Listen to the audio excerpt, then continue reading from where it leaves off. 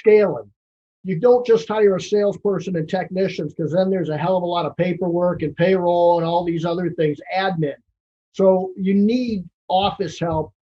Do you have an ops manager? Do you just have an office manager, or what's the title and responsibility for somebody that takes care of the business? So we or a actually, bookkeeper or something like that. yeah, right. No, so the way it worked for me was I had my first, so it was me basically doing everything in the beginning, right? And then I couldn't handle the phone. My wife couldn't handle the phone. And so we got an office manager, and it was scary. I mean, it was like, I mean, looking back now, it was like $380 a week. I was like, how did I not have the money to pay that? I have no idea. But me and my wife were just like, how the heck are we going to pay this person? Like, it's a full-time position, and we're so scared.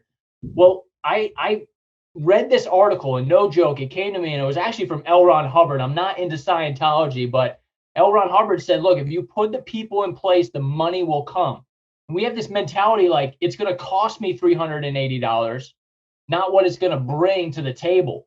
So when I put that person in place, we grew 30% just by putting somebody in there to basically help me with sales, schedule my sales leads, my quotes, and then answer the phone. Like, who would have thunk if I answered the phone, I'd have more business, right? Crazy.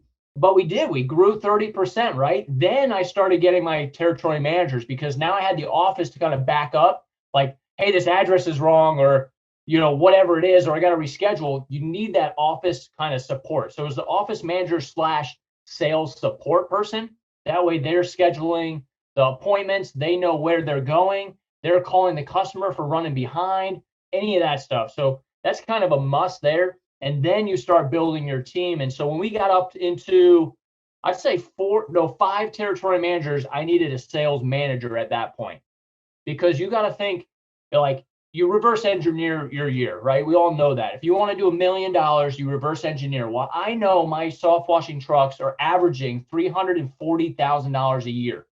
That tells me how many trucks I need for the year.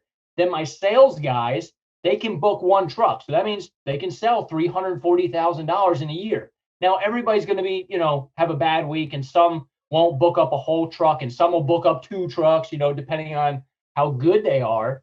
But, and it goes on territory too. There's a lot that goes into that. That's probably another call. But, you know, you want to reverse engineer that to what they're selling, to how many territory managers you need.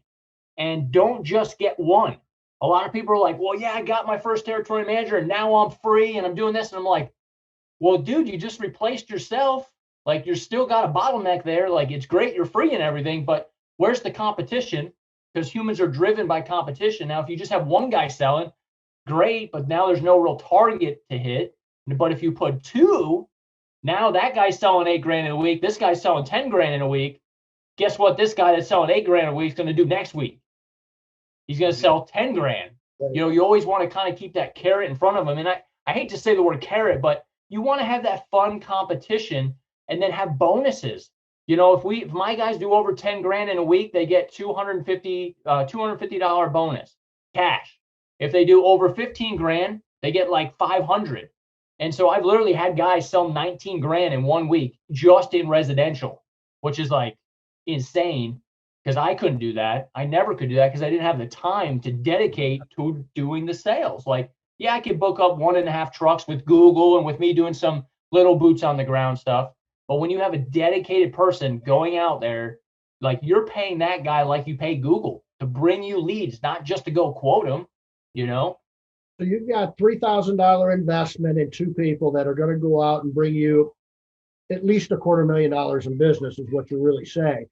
And so I don't know of anybody that wouldn't throw, you know, $3,000 at something that was going to bring back a $500,000 of revenue. As long as you have the other stuff in place, I mean, that's a pretty much a no-brainer. And the systems in place, you know, like you're talking about.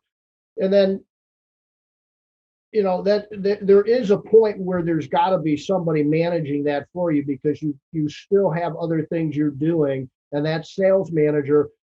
Did you ever think about having a territory manager that does so well, builds up $1 million worth of business, and gets into a general manager or a location manager type of role? Is that something in Yes. the business model, or have you thought about that?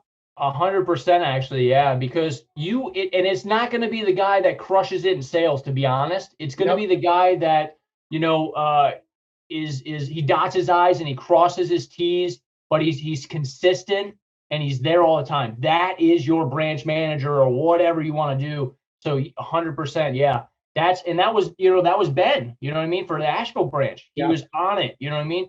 And he sold, but he was very detail oriented. He tracked everything. And so those are the people, yeah, 100%.